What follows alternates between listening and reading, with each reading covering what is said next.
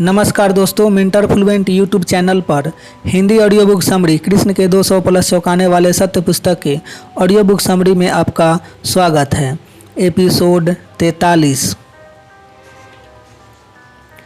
क्या कृष्ण ने अपने धार्मिक दृष्टिकोण से ऋषि मुनियों को कभी अवगत कराया था? कुरुक्षेत्र के समंतक पंचक नामक तीर्थ में सूर्य ग्रहण के अवसर पर बहुत बड़ा मेला लगता था, जिसका प्रमाण पुराणों से लेकर 16वीं शताब्दी में रचे गए गुरु ग्रंथ साहिब में भी मिलता है। गुरु नानक देव ने भी इसकी चर्चा की है। संन्यास लेने के बाद पहला उपदेश उन्होंने सूर्य ग्रहण के अवसर पर इसी कुरुक्षेत्र के मेले में दिया था। खैर, वहाँ द्वारका से कृष्ण का पूरा परिवार, वृंदावन से नंद यशोदा के साथ ग्वाल सखा, हस्तिनापुर से कौरव वंश के लोग तथा इंद्रप्रस्थ से कुंती व रानियों सहित पांडवगण जुटे थे। कहने की जरूरत नहीं कि हजारों ऋषि मुनि भी वहां पधारे ही हुए थे। वहां कृष्ण उन ऋषि मुनियों से बोले, जिन्होंने बहुत कम तप किया है, जो समस्त प्राणियों में ईश्वर को न देखकर केवल मूर्ति पूजा में ही लगे रहते हैं, उन्हें आप जैसे साधु संतों का सत्संग कहाँ प्राप्त हो सकता है। जलमय तीर्थ नहीं होता तथा मिट्टी या पत्थर की मूर्तियाँ देव नहीं होती, बल्कि तीर्थ और देव तो संत व ज्ञानी पुरुष हैं। अग्नि, सूर्य, चंद्रमा, तारे, पृथ्वी, जल, आकाश, वायु, वाणी और मन का कोई देवता नहीं।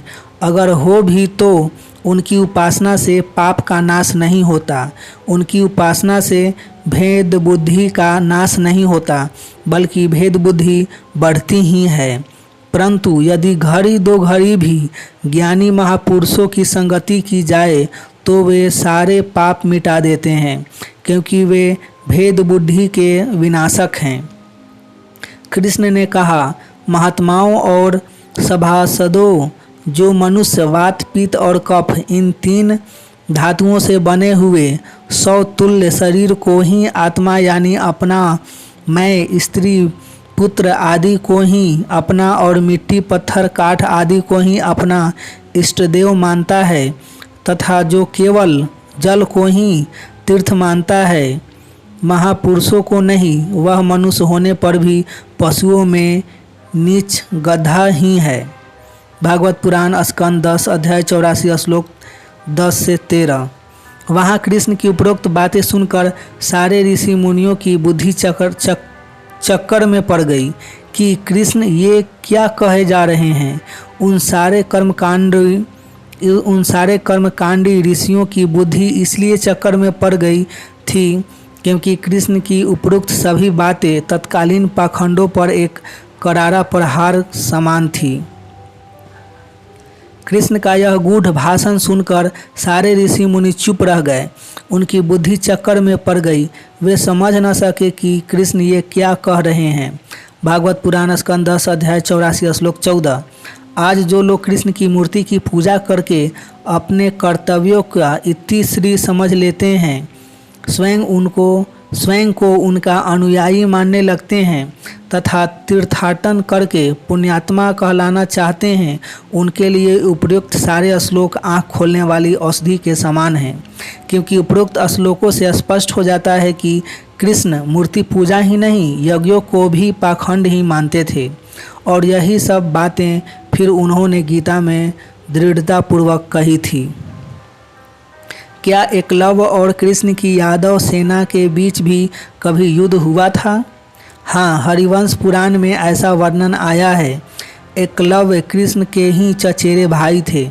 वे कृष्ण के एक चाचा देवश्रवा के पुत्र थे और जन्म के समय उनका नाम शत्रुघ्न रखा गया था। लेकिन जन्म के कुछ ही दिनों बाद किसी अपशकुन के कारण उन्हें जंगल में छोड़ दिया गया था। यानी कहा जा सकता है कि वे पैदा होते ही पाखंड और अंधविश्वास के शिकार हो गए थे। खैर, जंगल में एक निषाद राज ने उनका लालन पालन किया और उनका नाम एकलव्य रखा। हरिवंश पुराण हरिवंश पर्व अध्याय 34 श्लोक 33। आगे चलकर कौरव पांडव तथा खुद कृष्ण न चाहते हुए भी उनके मार्ग में रोड़े अटकाने वाले सिद्ध हो रहे थे। द्रोणाचार्य से शिक्षा प्राप्त करने में अर्जुन रोड़ा बने तो द्रौपदी के स्वयंवर में स्वयं कृष्ण ने अड़ंगा डलवाया।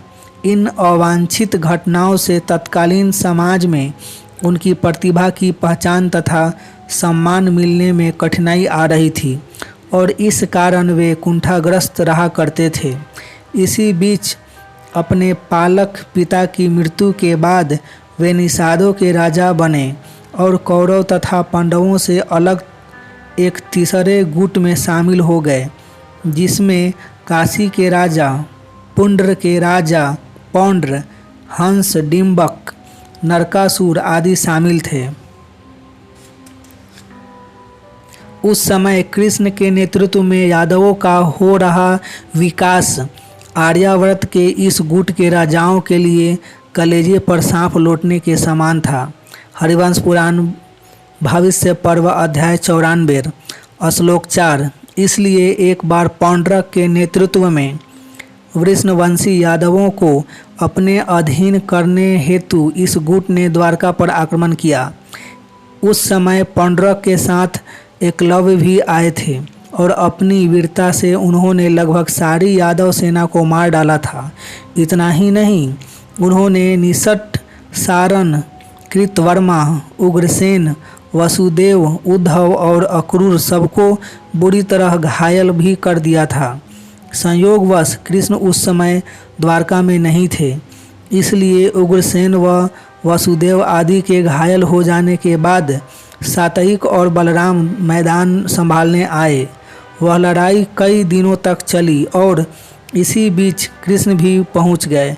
फिर जब कृष्ण के हाथों पौंड्रक का वध हुआ तो बलराम ने एकलव्य को निशाने पर लिया, लेकिन पासा पलटते देख एकलव्य भाग गए और उन्होंने एक द्वीप में छिपकर शरण ली। हरिवंश पुराण भविष्य पर्व अध्याय 102। बाद में कृष्ण ने महाभारत युद्ध के शुरू होने से पहले उन्हें अपने हाथों मारा था और कारण बताते हुए उन्होंने पांडवों से कहा था।